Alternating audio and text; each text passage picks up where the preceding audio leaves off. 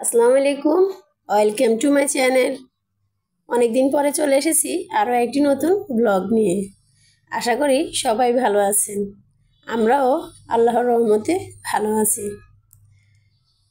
চলে আসলাম ইফতারের আয়োজনে। তো রাত্রে বুট এবং ডাল ভিজিয়ে রেখেছিলাম, এগুলো রান্না করব, ইফতারি তৈরি করব।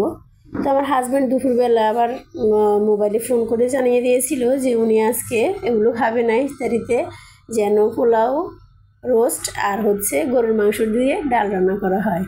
তো কী আর করার, এই ডালটা যেহেতু ভিজিয়েছি তো সেই জন্য এই ডালটা দিয়ে গোশটা রান্না করে ফেললাম।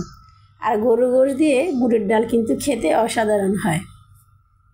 তো কে কে আমার মতো গরুর গোশ দিয়ে বুটের ডাল খেতে পছন্দ করেন অবশ্যই কমেন্টস করে জানাবেন। তো এখানে চলে আসলাম মুরগির মাংসগুলোকে ম্যারিনেট করার জন্য। তো এগুলোকে আমি ভালো করে ধুয়ে পানি ঝরিয়ে এবং কাঁটা চামচ দিয়ে একটু এবড়ো থেবড়ো করে নিয়েছি, যাতে করে মশলাটা ভালোভাবে ঢুকে। তো এই যে দেখতে পাচ্ছেন, আমি প্রথমে লেবুর রস দিয়ে দিয়েছি, তারপর দিয়ে দিলাম লবণ, তারপর একটু সামান্য মরিচের গুঁড়ো আর একটু ধনিয়ার গুঁড়ো দিব। যেহেতু রোস্ট তৈরি করব সেজন্য এটার মধ্যে আর হলুদের গুঁড়া দিলাম না। আর ম্যারিনেট করার সময় যদি আমি এখানে আদা, রসুন, জিরা এগুলো ব্যবহার করি তাহলে হবে কি, দেখা যাবে যে কড়াইতে আমি এগুলো ভাজার জন্য দিয়েছি সেই কড়াইয়ের গায়ে লেগে যাবে এবং পুড়ে পুড়ে যাবে। পরে এগুলো দেখা যাবে মানে ভালোভাবে হয়ও না বা দেখতেও ভালো লাগে না, কড়াইতেও লেগে থাকে। তাই সেজন্য আমি যখনই মুরগির মাংস ভাজি করি তখন আমি কি করে এরকম সামান্য একটু হলুদ লবণ মেখে তারপর রেখে দিই, মরিচের গুঁড়া, হলুদের গুঁড়া, ধনিয়ার গুঁড়া দিয়ে তারপরে মেখে রেখে দিই। তাহলে দেখা যায় যে এগুলো আর কড়াইতে কিন্তু লেগে যায় না। আর এটা সুন্দর করে মাখিয়ে নিতে হবে। কথায় আছে না, মাখানোতে যেন মনে হয় রান্না অর্ধেক হয়ে গিয়েছে, আমার শাশুড়ি বলতো। তো এখানে আমি এটা ভালো করে ম্যারিনেট করে মাখিয়ে রাখছি, যাতে করে মশলাগুলো সুন্দরভাবে এটা ভেতরে ঢুকে যায়। আর এদিকে আমি গরুর গোশটা কিন্তু বসিয়ে দিয়েছি আগেই, যেহেতু এগুলো ম্যারিনেট করে রাখবো কিছুক্ষণ সময়, তো গরুর গোশটাও হতে আবার সময় লাগবে। তো সেই জন্য গরুর গোশটা আমি মশলা মাখিয়ে বসিয়ে দিয়েছি। তারপরে আমি এগুলো কিছুক্ষণ রান্না করে নিয়ে তারপরে আমি এটা এখন বসিয়ে দিব মুরগির মাংসটা ভাজার জন্য। আসলে প্রতিদিন হয় কি, ইফতারের সময় কিন্তু বুট, ছোলা, বুট, মুড়ি এগুলো খেতে ভালো লাগে না, আবার দেখা যায় কি এগুলো ছাড়া ভালোও লাগে না। মানে রোজার মধ্যে মনে হয় পেঁয়াজু, আলুর চপ, বুট মুড়ি না খেলে মনে হয় যে ইফতারে হয়নি। আসলে আমরা বাঙালিরা আসলে এটাকে একদম একটা ট্রেডিশন বানিয়ে ফেলেছি, যার জন্য আমাদের এই অবস্থা। আমরা ছোলা মুড়ি না হলে, আলু পেঁয়াজু, তারপরে বেগুনি এগুলো না হলে আমাদের কিন্তু একদমই ভালো লাগে না। তো দেখতে পাচ্ছেন আমি কিন্তু এখানে মুরগির মাংসগুলো দিয়ে দিচ্ছি, আর দেখবেন খুব সুন্দরভাবে কিন্তু ভাজা হয়ে যাবে। আর যদি এর মধ্যে আমি অন্য মশলাগুলো অ্যাড করতাম, আদা রসুন অ্যাড করতাম, তাহলে হতো কি এগুলো কড়াইয়ের মধ্যে লেগে যেত। দেখতে পাচ্ছেন খুব সুন্দরভাবে কিন্তু হয়ে যাচ্ছে। আরেকটা বিষয় কি জানেন, আমি কিন্তু একদম ফ্রাই প্যানে রান্না করতে আমার ভালো লাগে না, আসলে বড় কড়াইতে রান্না করতে আমার ভালো লাগে। ফ্রাই প্যানটা অনেক বড় হলে কি হবে, আমার আসলে এটাকে রান্না করতে অনেক বিরক্ত লাগে, আমি জানি না কেন। আর আমার চারপাশে এমন একটা অবস্থা, আমি যখনই ভয়েস দেওয়ার কোনো সুযোগই পাই না, তার মধ্যে আবার ছোটো বাচ্চা আছে, তো এই জন্য একদম ভিডিও করা ছেড়ে দিয়েছিলাম। তো ওই যে একটা নেশা, আসলে একটা কাজ করতে গেলে ওটা না হলেও ভালো লাগে না। তো অনেক দিন পর কিন্তু আবার আসলাম ভিডিও তৈরি করতে। তো এই যে দেখতে পাচ্ছেন আমি কিন্তু এখানে এলাচ, দারচিনি, তারপর তেজপাতা, লবঙ্গ এগুলো কিন্তু দিয়ে তারপর পেঁয়াজটা ভেজে নিচ্ছি। আর একটা জিনিস কি, রোস্টের মধ্যে কিন্তু অতিরিক্ত মশলা কিন্তু একদমই ভালো লাগে না, রোস্টের মধ্যে কিন্তু মিডিয়াম মশলাই কিন্তু ভালো লাগে, একটা সুন্দর একটা ঘ্রাণও হয় আর খেতেও খুবই ভালো লাগে। তো এখানে পেঁয়াজগুলোকে আমি খুব ভালো করে নেড়ে চেড়ে ভেজে নিব, তারপরে এর মধ্যে এক এক করে অল্প অল্প করে মশলা অ্যাড করে নিব। আজকে রোস্টটা রান্না করতে করতে কিন্তু আমার গ্যাসটা ফুরিয়ে গিয়েছিল। তো এমন একটা সময় গ্যাসটা ফুরিয়ে গিয়েছিল, বাসার নিচে কিন্তু সিলিন্ডার গ্যাস আছে, কিন্তু আমি আনতে পারিনি। তার কারণ যখন আমার গ্যাসটা শেষ হয়ে গিয়েছিল তখন কিন্তু সবাই অলরেডি চলে গিয়েছিল বন্ধ করে, কারণ সবাই যেহেতু রোজার দিন, ইফতারের একটা সময় আছে, তো সেই জন্য আসরের পরে দেখা যায় যে সবাই চলে যায়, যার কারণে আমি আর গ্যাসটা আনতে পারিনি। পরে দেখা যায় আমার রান্না করতে অনেক ঝামেলা হয়ে গিয়েছিল। যেহেতু আমার হাজব্যান্ডের খাবারও পাঠাতে হবে, ইফতারি পাঠাতে হবে 5টার মধ্যে। তো এই মানে ঝামেলা, বিভিন্ন রকম ঝামেলা, এর মধ্যে আবার গ্যাস চলে যাওয়া, মানে একটা এটা কি বিরক্তির ব্যাপার, সেটা বলে আপনাদেরকে বোঝাতে পারবো না। তো আমার হাজব্যান্ড সবসময় বলবে, তোমার তো এমন টাইমে গ্যাস যাবে যে তুমি মানে কোনো কিছুই হয় না তোমার দ্বারা, সবসময় এটাই বলবে। তো গ্যাস কখন যাবে সেটা তো আমি জানি না, আমি তো আর বলতে পারবো না যে গ্যাস কখন যাবে। তো এটাও কি আমার দোষ নাকি বলেন আপনারা? তো ভাবছিলাম যে মুরগির রোস্ট, গরু মাংস আর হচ্ছে ডিম ভাজি করব সিদ্ধ করে, তারপরে হচ্ছে একটু তেলের উপর নিয়ে নিব হলুদ দিয়ে, কিন্তু সেটা আর করা হলো না। এইগুলো করতে আমার যে অবস্থা হয়েছে, তো এটুকুই আর কি শেষ করে দিলাম। তো আর ওই যে ডালটা আমি কিন্তু পাশের বাসার এক ভাবির চুলা থেকে রান্না করে নিয়ে এসেছি। আর রোস্ট তো এখানে হয়ে গিয়েছিল, রোস্টটা আসলে মানে পুরাই হয়ে গিয়েছিল, কোনো সমস্যা হয়নি। ওই সময় গ্যাস গিয়েছিল। আর পোলাওটা আমি রাইস কুকারে দিয়েছিলাম, যার কারণে মানে তাও রান্না করতে তো অনেকটাই দেরি হয়ে গিয়েছিল, তখন আমি মানে খাবারটা সময় মতো দিতে পারিনি। তো যারা এ পর্যন্ত আমার ভিডিওটা দেখেছেন তাদেরকে অসংখ্য ধন্যবাদ। আর যদি আমার ভিডিওটা একটু ভালো লেগে থাকে প্লিজ একটা লাইক করে দিবেন। আর আমার চ্যানেলে যদি নতুন হয়ে থাকেন চ্যানেলটি সাবস্ক্রাইব করে আমার পাশে থাকবেন। তো রোস্ট অনুযায়ী মানে পাতিলটা মনে হয় একটু ছোটোই হয়ে গিয়েছিল, যেহেতু একটু পানি দিতে হবে, তারপরে এর মধ্যে দুধ দিব। তো প্রথমে একটু কষিয়ে নিয়েছি, একটু পানি দিয়ে কষিয়ে নিয়েছি।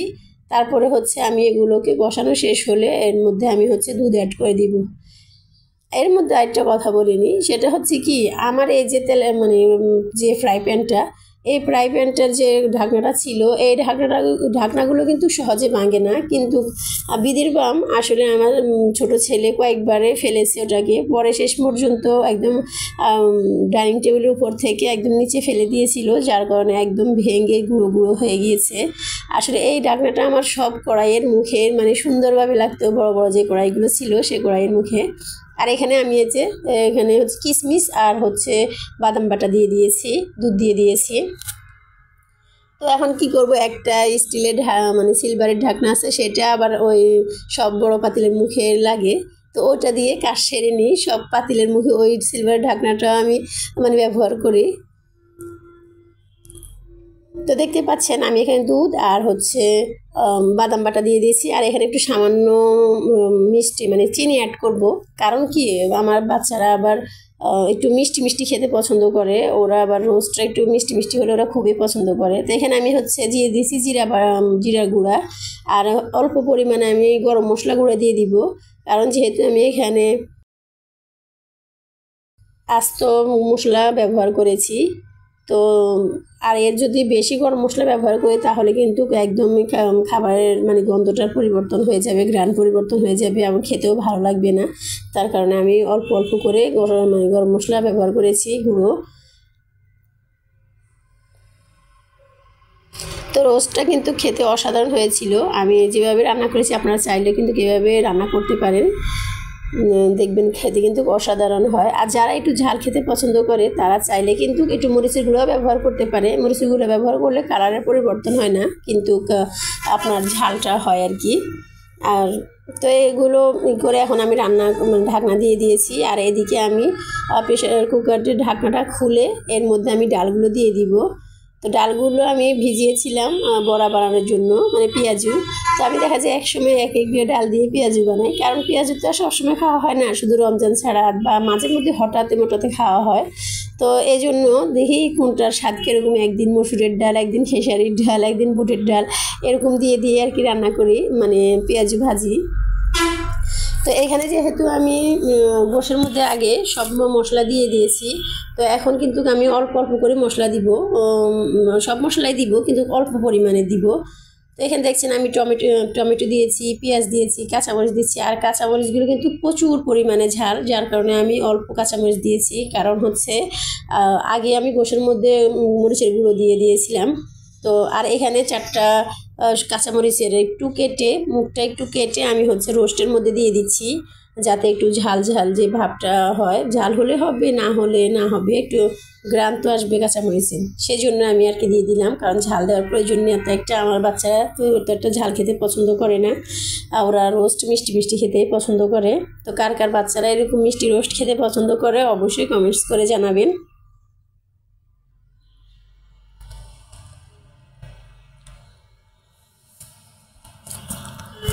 তো এখানে আমি সবগুলো মানে মশলা দিয়ে তারপরে পানি দিয়ে তারপরে রেখে দিয়েছিলাম যে এটা রোস্টটা নামিয়ে তারপর বসিয়ে দিব, কিন্তু তার তো আর হলো না। তো আমি ঘরে গিয়েছিলাম অন্য যে কাজকর্মগুলো আছে সেগুলো করার জন্য, এসে দেখে যে চুলা বন্ধ। তো আমি আবার চুলা জ্বালাচ্ছিলাম, প্রথমে ভেবেছিলাম যে বাতাসে বন্ধ হয়ে গিয়েছে, পর দেখলাম যে না গ্যাসই চলে গেছে। এখন তো টেনশনে পড়ে গেলাম, হায় আল্লাহ এখন আমি কী করব, আমার এখানে পোলাও রান্না হয়নি, এখানে গরুর মাংস তরকারিটাও রান্না হয়নি, ডালের তরকারি। তো মানে টেনশনে পড়ে গিয়েছিলাম। তারপরে হচ্ছে যে রোস্টে একটু একটু ঝোল ছিল, তো এই ঝোলটা স্বাভাবিক, সমস্যা নেই, যাদের বাচ্চা আছে তাদের ঘরে লেগে যায়, মানে বাচ্চারা খেতে পছন্দ করে। তারপর আমি হচ্ছে এখানে সালাদ কেটে নিয়েছি, এখানে শসা, টমেটো, কাঁচামরিচ, ধনিয়া পাতা, গাজর, পেঁয়াজ, এই সবগুলো উপকরণ দিয়ে আমি একটা সালাদ তৈরি করব। আর এই সালাদটা কিন্তু খেতে অসাধারণ হয়, যারা যারা সালাদ খেতে পছন্দ করেন অবশ্যই এইভাবে সালাদ বানিয়ে খাবেন, দেখবেন কিন্তু অসাধারণ হয় খেতে সবগুলো উপকরণ। আর এখানে আমি সামান্য একটু বিট লবণ দিয়ে দিয়েছি, আর হচ্ছে দিয়ে দিব নর্মাল যে লবণটা আছে সেই লবণটা। এই দুটো জিনিস দিয়ে আমি এগুলোকে মাখিয়ে নিব, হাত দিয়ে মাখাবো না, আমি একটা চামচ দিয়ে মাখিয়ে নিব, কারণ হাত দিয়ে মাখালে কিন্তু প্রচুর পরিমাণে পানি বের হয়ে যাবে, সেই জন্য একটা চামচ দিয়ে নেড়ে চেড়ে দিলে কিন্তু কত একটা পানি বের হবে না। তো এটাকে আমি কিছুক্ষণ রেখে তারপর অন্য আরেকটা পাত্রে ঢেলে নিচ্ছি। তার কারণ হচ্ছে এটার মধ্যে কিন্তু অনেকটাই পানি বের হয়ে গিয়েছে, যদিও মানে যেহেতু লবণ দিয়ে দেওয়া হয়েছে তো সব কিছু একটু পানি ছেড়ে দেয়, তো পানিটা বের হয়ে যাচ্ছে, সেই জন্য আমি অন্য আরেকটা বাটিতে নিয়ে নিয়েছি। তো দেখতে পাচ্ছেন সালাডটা কিন্তু দেখতে অসাধারণ হয়েছে, দেখতে কিন্তু যেমন সুন্দর হয়েছে খেতেও কিন্তু এই সালাডটা অনেক ভালো লাগে। তো আমি দেখা যায় মাঝে মধ্যে কিন্তু এই সালাডটা তৈরি করি, আমার হাজব্যান্ড আমার বাচ্চারাও কিন্তু খেতে খুবই পছন্দ করে। তো সব আয়োজন শেষ করে রাইস কুকারে আমি পোলাওটা রান্না করে নিয়েছি। আজকের পোলাওটা আমার একদমই ভালো হয়নি, কারণ এর আগে আমি কখনোই রাইস কুকারে পোলাও রান্না করিনি, যার কারণে আমার পোলাওর চেহারাটা ভালো হয়নি।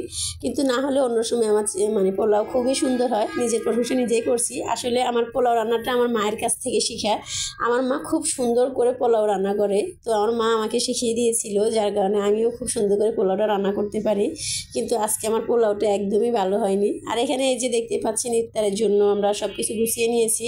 তো এখানে লেবু, তারপরে হচ্ছে চিয়া সিড আর হচ্ছে ট্যাং দিয়ে আমরা এখানে শরবতটা তৈরি করছি। তো এখানে মানে গোলাইনি পুরো, পরে ঠান্ডা পানি দিয়ে দিব আর একটু এখানে মানে ভিজিয়ে রেখেছি আর কি।